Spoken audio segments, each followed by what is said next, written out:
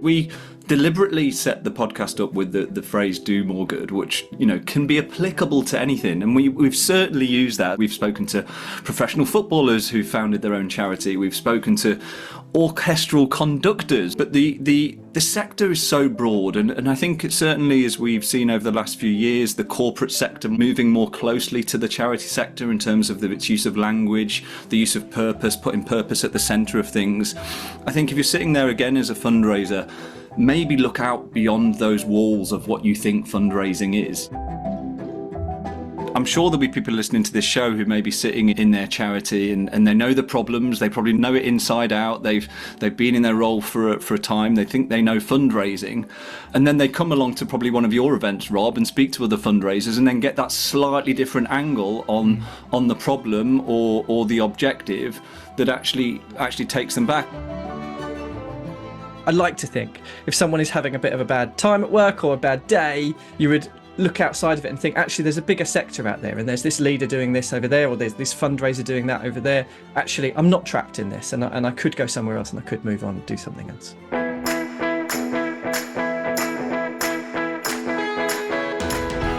Hi, it's Rob. Welcome to the Fundraising Bright Spots podcast. This is episode 161. This is the show for fundraisers who want ideas and maybe a quick dose of inspiration to help you raise more money and really enjoy your job. Today, if you've ever had an idea to try something new, be it to start a blog or a side hustle, or you've wanted to volunteer for a committee or start a new intra-team initiative in your charity, but you've not quite followed through, I think you're going to find today's show really encouraging. Because this time, I'm talking to Kenneth Foreman and James Wright, co-founders of the Do More Good podcast. They're both busy fundraisers, and in their spare time for the past 7 years, they've been creating this brilliant show. Among other things, we talk about how they got started, lessons they've learned, how doing the show has helped them in their own work, and tips and encouragement for anyone who's got an idea to create something new outside of the day job. I always love chatting to James and Kenneth, and I know that you're going to love it too.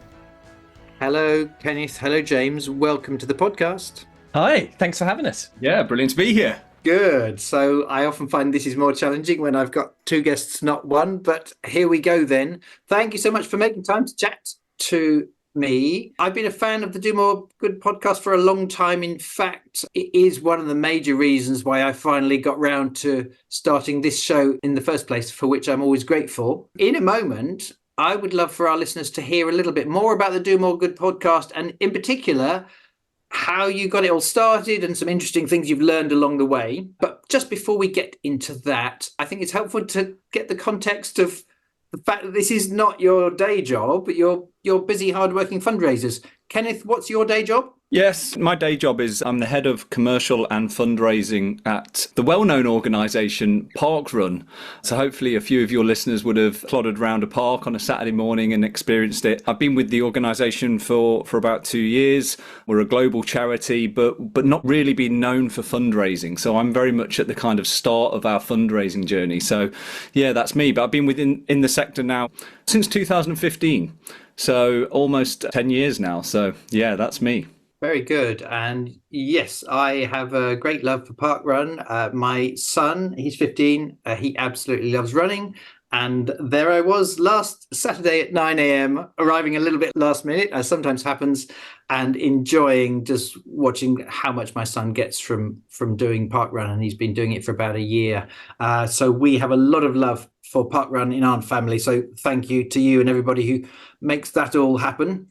James, over to you. You're at Sue Ryder now. So what's the gist of your job? Yeah, that's right. So when I'm not the glamorous assistant to Kenneth on the Do More Good podcast, I am National Head of Community Fundraising at Sue Ryder. I've been there for ages, about 10 years now. My career has gone through Sue Ryder. So I walked in the door as a fresh-faced events fundraiser 10 years ago, and then have just slowly kind of spotted gaps and much like a park run, dodged past a 14-year-old to get into a new role and moved into the head of events and then head of public fundraising. And then someone tripped over their shoelaces and I skipped through into head of community fundraising at the beginning of this year. Fabulous. Okay, so point one, you're both very, very busy doing those important jobs. And whatever it was, 6 years ago, 7 years ago, one or other of you had this bright idea. We've got time on our hands. Let's start a podcast. James, could you talk me through your take on whose idea it was, what happened, and how on earth it all got started? Yes, I can actually, because it certainly sticks in my mind, because it was, as you say, it was the last time I had any free time. So it was my birthday, and I was at work at Sue Ryder, and I'd knocked into this guy called Kenneth Foreman at a few conferences and things, and he was always in the front row if I was ever talking, swearing at me and trying to put me off.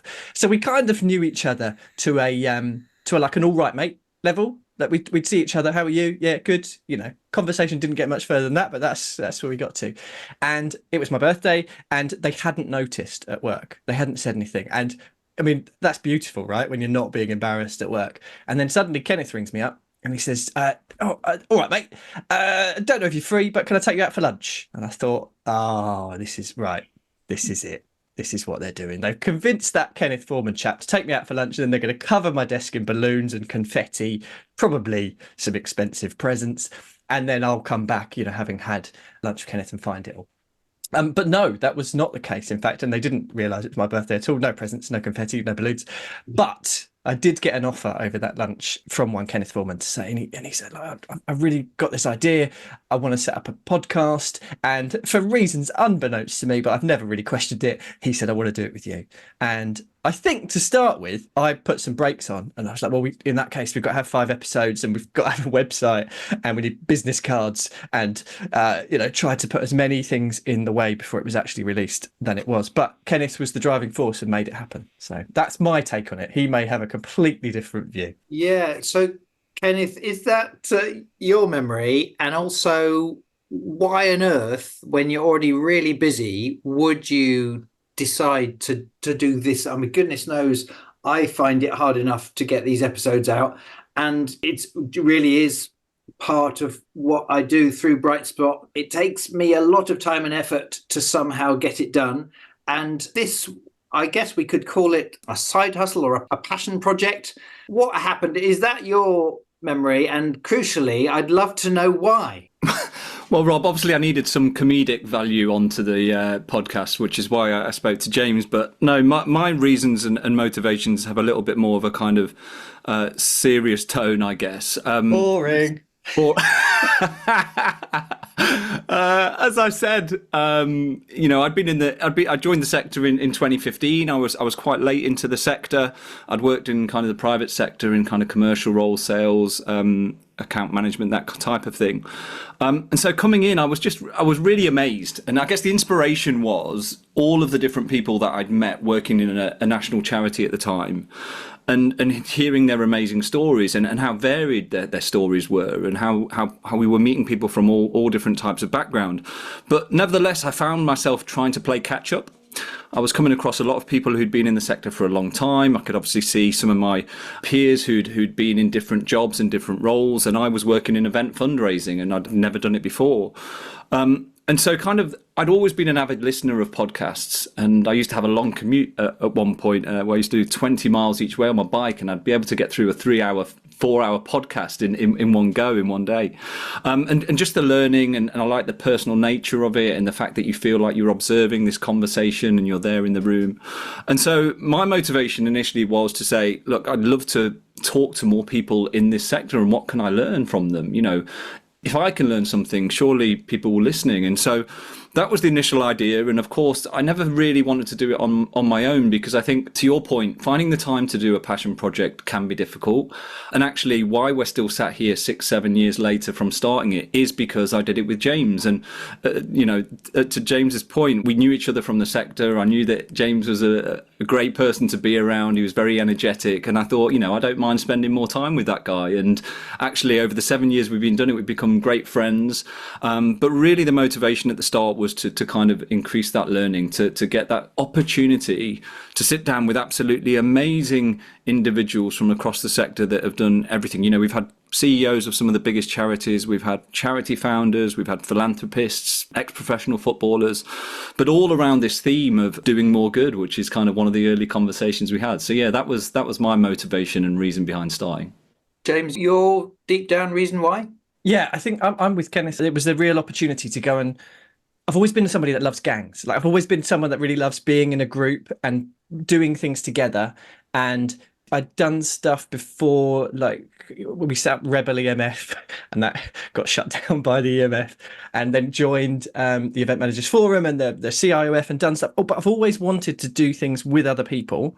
And as scared as I was of this concept, doing it with somebody else and doing it with Kenneth was great fun. I would never have done it on my own. And then bringing an audience with us. So where we have gone and interviewed great people, but that feeling of allowing other people into the room to hear that learnings, and where we've talked to, like Kenneth says, some amazing leaders and CEOs, all quite different and their own different approaches.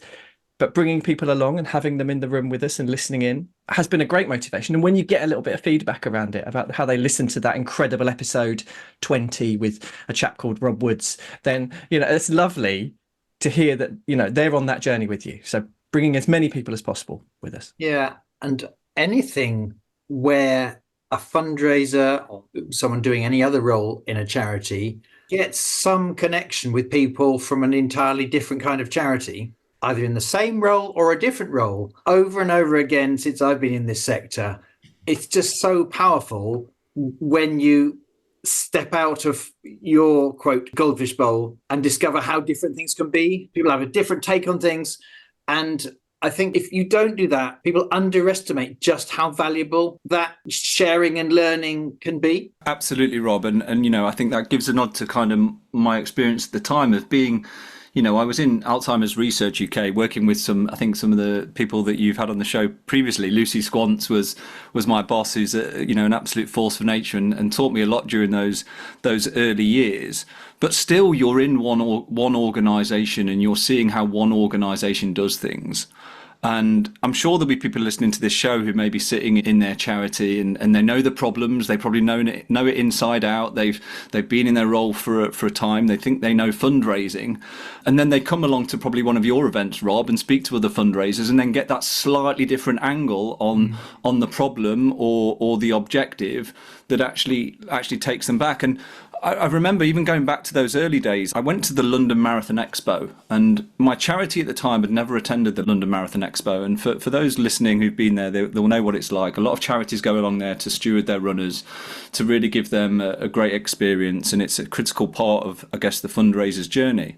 But I went along there and someone said to me, when you go, just go and speak to all the charities on the at their stands. They'll give you loads of information and they'll share with you. And I just couldn't believe this. This was a kind of new concept to me coming from the private sector, where you couldn't go and ask your rivals and your competitors about how they did things and how they made money, if you like. But I went along to that expo. It must have been 2015 perhaps, and spoke to loads of people, and everybody was willing to give me a few minutes. And some of that information that I got really kind of set me up. So I think that's kind of, again, a nod to looking outside of the box, looking outside of your own goldfish bowl, seeing those people that maybe you think are unapproachable, but actually, if you ask somebody for help, more often than not, they're willing to give you, a few minutes of their time. Yeah, we've definitely leveraged that, haven't we? That sharing approach that we have across the third sector to secure some interviews, and pretty much everyone we've asked, I think, has said that yes, they will come on at some point. And that thing about looking outside of your own goldfish bowl, as we keep saying, but that the boundaries of where you are, particularly more recently with a bit more homeworking and less of people going in and mixing and seeing each other. I like to think if someone is having a bit of a bad time at work or a bad day, I say this as having worked at the same place for 10 years, but you would look outside of it and think, actually, there's a bigger sector out there, and there's this leader doing this over there, or there's this fundraiser doing that over there. Actually, I'm not trapped in this, and I could go somewhere else, and I could move on and do something else. Yeah, just to add to that, I think also the sector almost, to me, feels like we limit the sector, like it feels quite small. And I think that's one thing that we've also taken from this process is we deliberately set the podcast up with the phrase "do more good," which can be applicable to anything, and we've certainly used that. As I said at the start, we've spoken to professional footballers who founded their own charity. We've spoken to orchestral conductors who've female orchestral conductors, who was absolutely fantastic. But the sector is so broad, and I think it certainly, as we've seen over the last few years, the corporate sector moving more closely to the charity sector in terms of its use of language, the use of purpose, putting purpose at the centre of things. I think if you're sitting there again as a fundraiser, maybe look out beyond those walls of what you think fundraising is. You know, there's other roles, there's other industries, there's other departments, there's other aspects to this great industry that we're all in. Some of my favourite episodes that we've done have been outside of the sector. So things like that, you know, when we interviewed the guys from John Lewis about their Christmas ads and how actually they're leveraging, or they're using that connection with charity to sell their own goods as well, from a very cynical point of view. But what they're doing with Christmas, and Ben from Tony Chocolonely, you know, they are encroaching on our space, and they're moving in, and that's fine, that's good. You know, any more good that happens from that, the better. But yeah, it's a great point around actually you can use those skills in other areas as well. Yeah, I love the one with Ben, and what was his glorious title? Lord Chocolonely the Third. And he would only be referred to as that throughout the episode. We are loving this episode of Fundraising Bright Spots over at the Do More Good podcast. If you're enjoying it too, you're bound to love Kenneth and I's selection of guests from across the social good space over the past 7 years. We've got charity CEOs, we've got founders, philanthropists, fundraisers, and even orchestral conductors, all with the common theme of doing more good. So that's domoregood.uk. Hi, it's Rob here. And if you work in high value fundraising, I wanted to let you know we're now down to the last few places for the Corporate Mastery and the Major Gifts Mastery programs, which start again from October 2024. Rather than have me explain, I thought it would be most interesting if you could hear directly from someone who's done one of these courses. So here is a short clip from Magda Pieter, who is Corporate Partnerships Manager at the climate charity Cool Earth, and who took part in the Corporate Mastery program last year. She told us that her charity had previously applied 2 or 3 times to be a partner of Jingle Jam, and each time those applications had been unsuccessful. This is a partnership that's worth around £250,000. Towards the end of Corporate Mastery, Magda had the chance to apply again, and this time she changed her approach, using techniques she'd learned on the program. Here's what she fed back. It's just been a really, really positive experience, really great for building up my confidence and just building up a new support base with newer businesses that might have not heard of us before. We've been selected as one of the partner charities for this year's Jingle Jam, which is super exciting, massive opportunity for us. All those things that you learn throughout the course, you can then apply in real life, and they do work. To find out more about either Corporate Partnerships Mastery or Major Gifts Mastery, go to brightspotfundraising.co.uk/services. Well, I guess one of the things I wanted to do was to ask you, and actually I remember when I was on your show and you said, of all the people you've talked to the last year or two, tell me one person who's inspired you. And there's so many, I couldn't think of one initially, but at the risk of it being impossible, and I'm not asking for a favourite, but I just would love a couple of key people or key episodes that to each of you is interesting, and apart from anything else would be good to tee up for our listeners to go and check out, in case some of these kinds of people or these kinds of roles or topics sound interesting. Kenneth, what are some for you? As you say, Rob, it's a difficult question. I think one that kind of sticks in my mind, probably because we continued to record the podcast during COVID. And so when we started out, we always said that we would do this face to face. That was going to be our objective. And the first, as we did with you, Rob, on episode 20, we sat down in various pubs and establishments around London and always recorded face to face. But of course, like with everybody in 2020, we were all locked down. But we had the privilege of sitting down with Ellie Orton, who is the chief executive of NHS Charities Together. And I think that was just a real kind of a highlight moment in terms of hearing the journey and the transformation that organisation went on during COVID and after Captain Tom. They went from a fairly small organisation giving out £10,000 grants to NHS charities to almost the next week having raised £15 million and then growing by £5-10 million every week till they got to north of 100 million. And actually just the way that Ellie approached that as the leader and obviously got taken completely out of her comfort zone in terms of what she was looking after, what she was responsible for, the size, the media profile at that time. But she spoke about her experience, I think, volunteering in South Africa, and she talked about the term Ubuntu. And that always stuck with me. I think my understanding of Ubuntu is about humanity.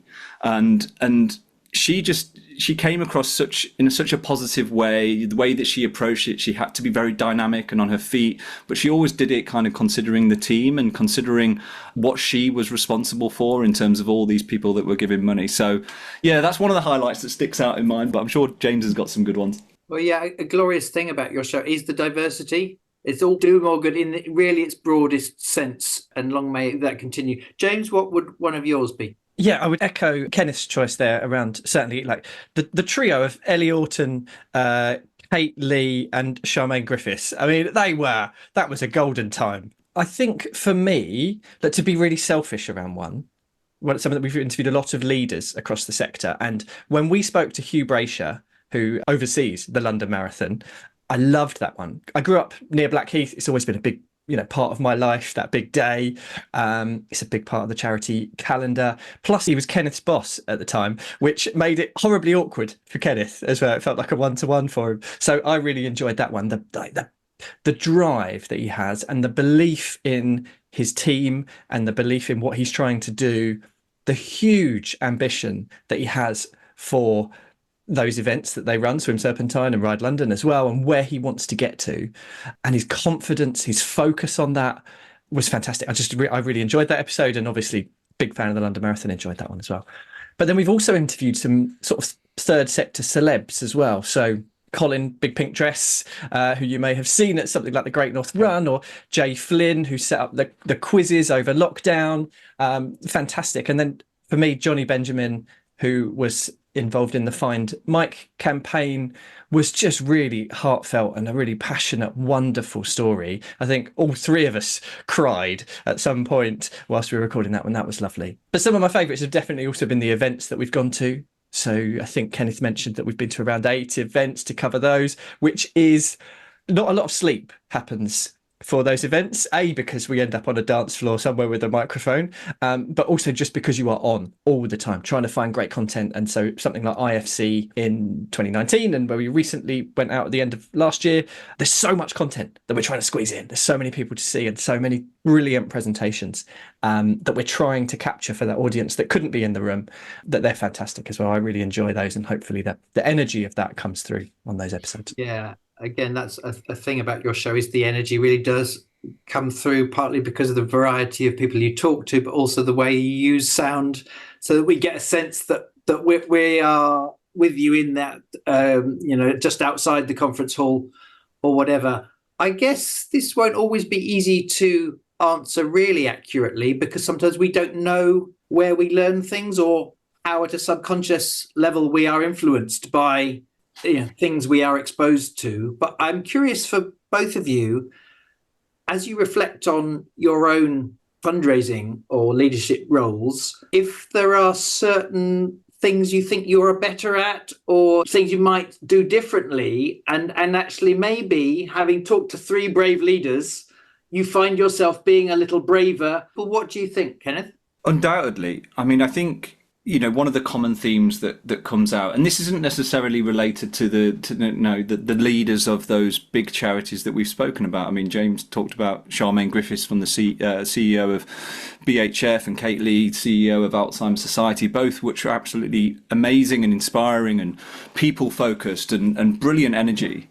But actually, the common thread that I see through a lot of our conversations probably comes more to the forefront when we've spoken to individuals who've actually started something themselves or spotted something where there's a gap that they need to fill, and they feel a real drive to do that. And a good example of that was our episode 82. We spoke to a chap called Jake Mills, who is the CEO of a charity called Chasing the Stigma.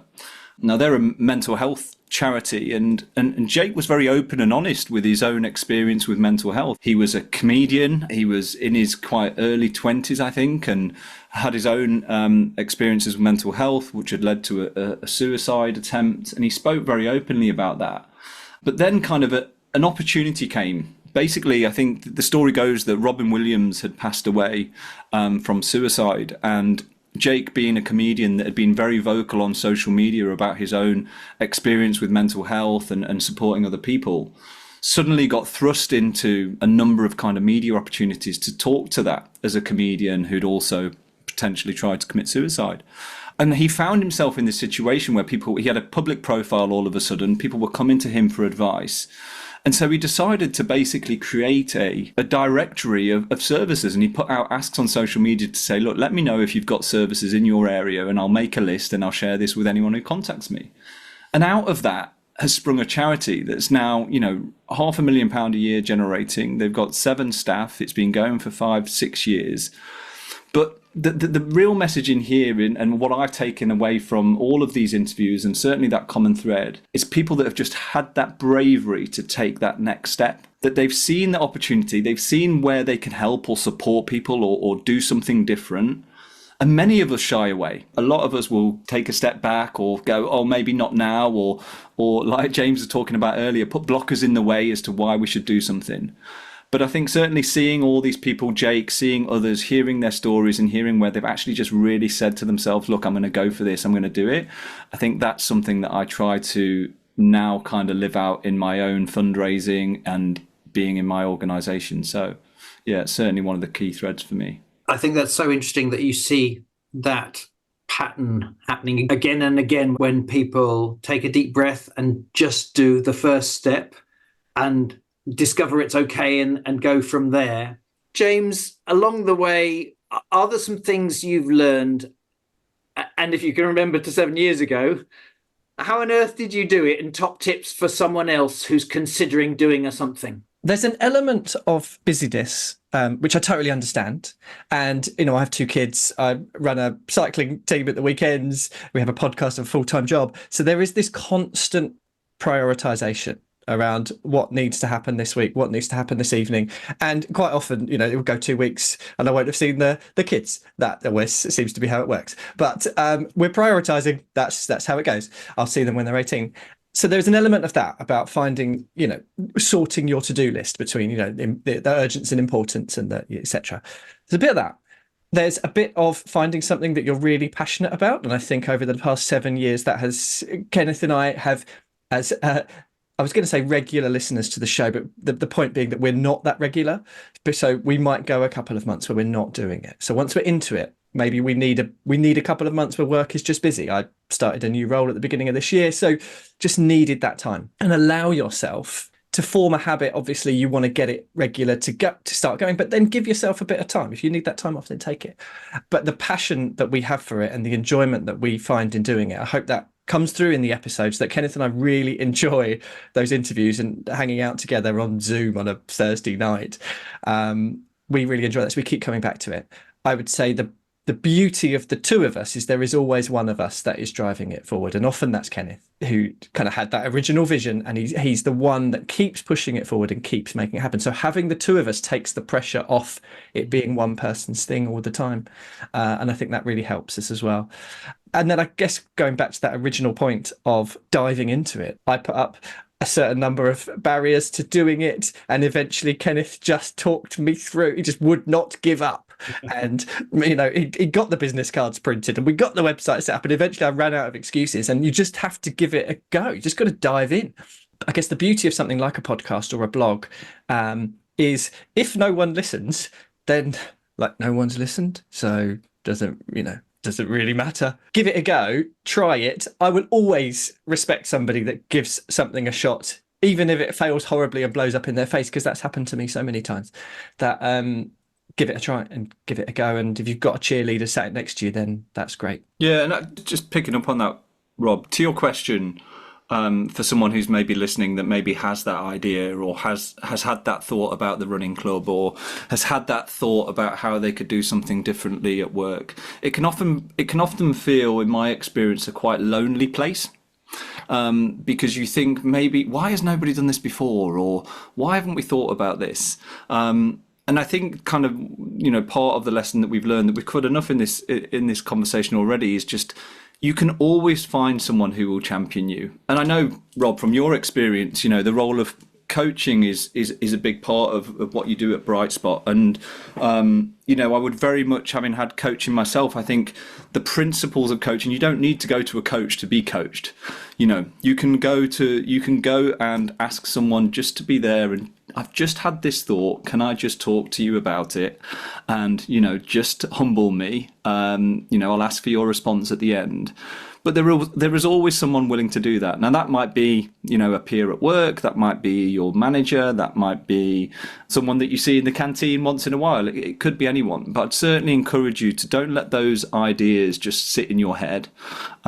Talk about them, speak to friends, speak to people who aren't in the sector, and just let them help you to, develop them and get them on. And that's really, again, a similar theme to what we've seen throughout some of the interviews and conversations that we've had with various founders and people that have done amazing things.